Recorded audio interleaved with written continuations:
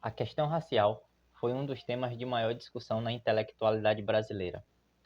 Na formação do Estado-nação, foi preciso estabelecer qual o papel da raça na nossa sociedade.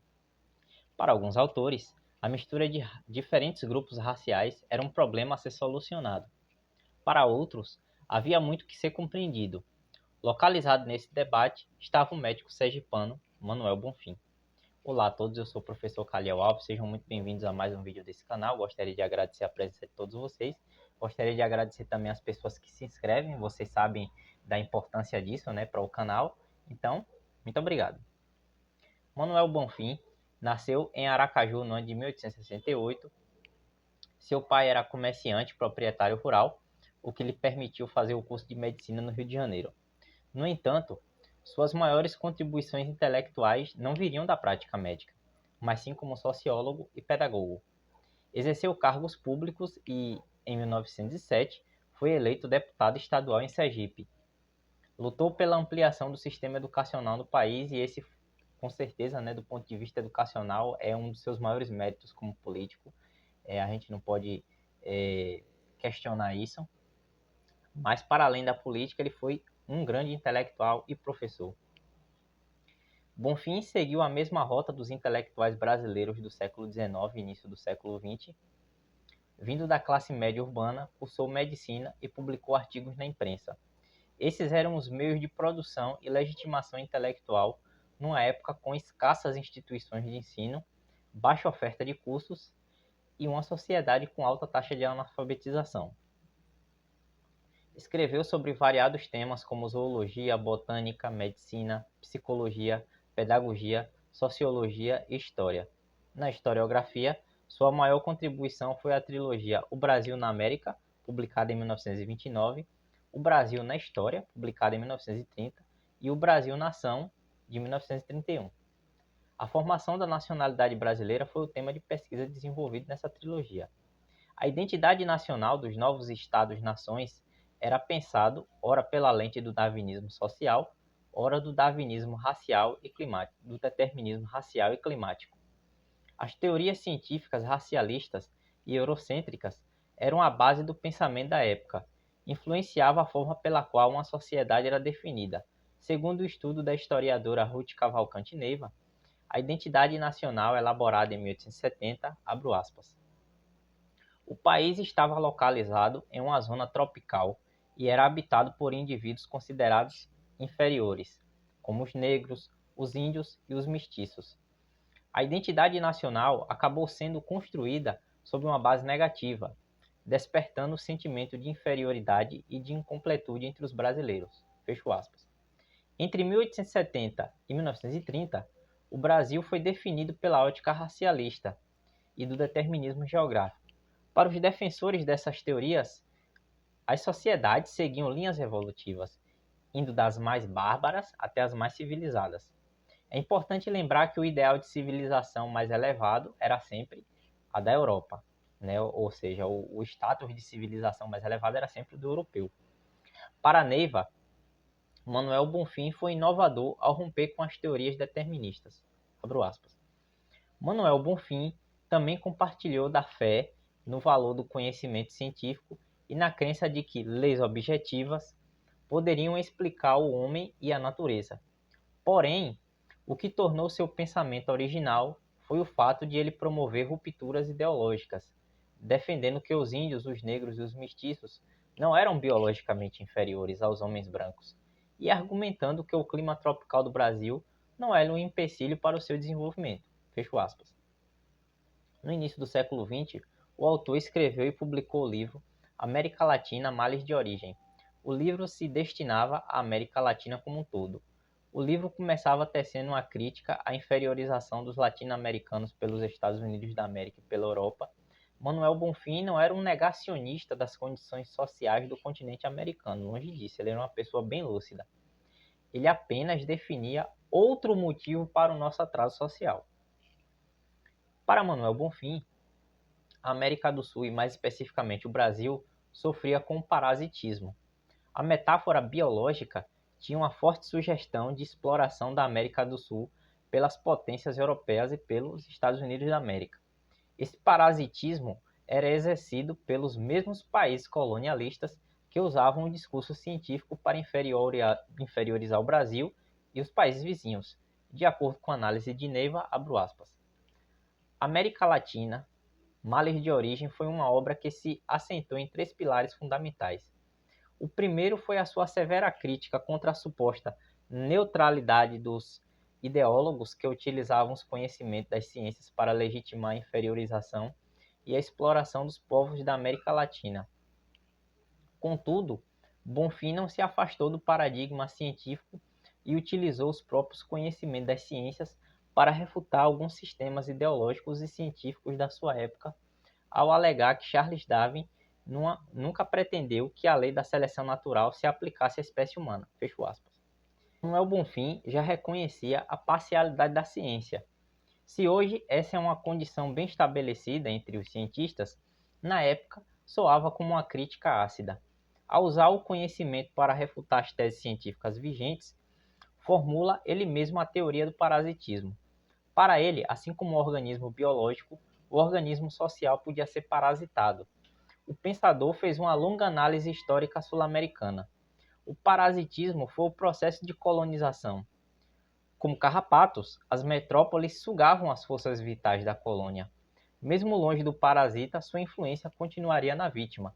Por efeito colateral do parasitismo, as nações emergidas das ex-colônias portariam os mesmos vícios da sociedade parasita. O Estado, no lugar do agente colonial, parasitava o seu povo. Não apenas o Estado. Segundo Manuel Bonfim, a própria sociedade herdaria os males do parasitismo. A sociedade seria avessa ao trabalho produtivo, pois para eles, essa forma de trabalho seria indigna de sua condição. Ou melhor, lembraria ao parasitado sua condição de explorado, né? A permanência da monarquia após a independência e a escravidão seriam seus exemplos mais vívidos. Segundo Neiva, abro aspas, Bonfim estabeleceu uma contraposição entre a ideia de Estado e a ideia de nação, em que o primeiro era o visto como o representante da opressão e da injustiça, ao passo que a segunda se remetia às noções de liberdade, de igualdade e de justiça. O Estado era o representante da manutenção do status quo, sendo um parasita, enquanto a nação simbolizava os anseios por mudanças sociais, políticas e econômicas. Fecho aspas. O terceiro e um dos mais importantes pilares de sua teoria foi a deficiência educacional na América do Sul. Manuel Bonfim considerava a sociedade muito atrasada no aspecto educacional. Sua visão da sociedade brasileira nesse quesito era muito negativa, mas via esperança na evolução social por meio da educação. Sua proposta era a instrução pública massiva da população brasileira. Tá gostando do vídeo até aqui, pessoal? Se inscreva no canal, curta, comente, compartilhe. Eu gostaria de agradecer a todos os que puderem fazer isso, nos acompanhem até o final do vídeo. Lembrando que tem várias playlists aqui no canal já, sobre os mais variados temas. Então, se você gosta de história e de ciências humanas, esse é o lugar certo para você. Os críticos não tardaram a agir contra as teses de Manuel Bonfim. Dentre eles estava Silvio Romero, outro importante pensador brasileiro. Segundo descrevia Silvio Romero, Manuel Bonfim era mais passional que cientista. Chegou até mesmo a dizer que era anti-lusitano e até mesmo socialista. Essas críticas eram uma reação ao que considerava um desvio intelectual promovido por Manuel Bonfim.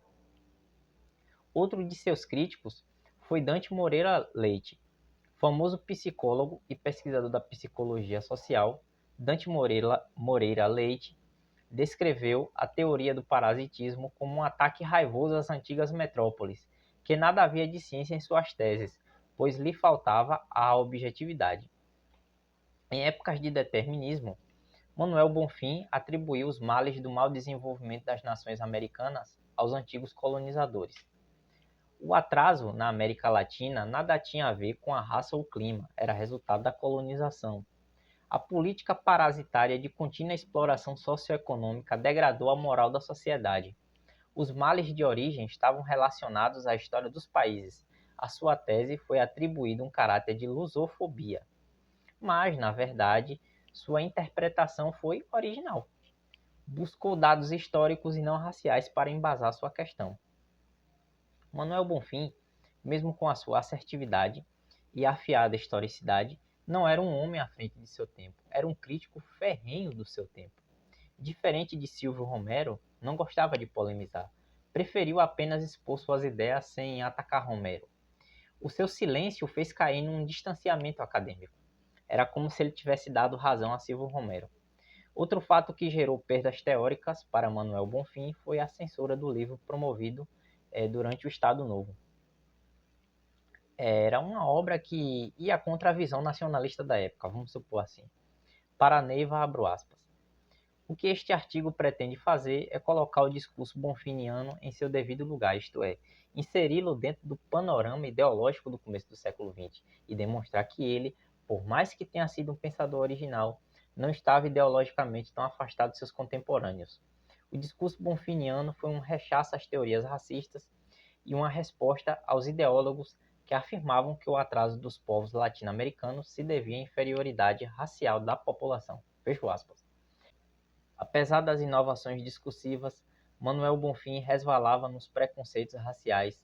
O sociólogo estabeleceu que os povos que ainda estavam na infância poderiam evoluir por meio da educação, a exemplo dos povos indígenas. Os negros haviam contribuído pouco para a formação social devido à sua escravidão.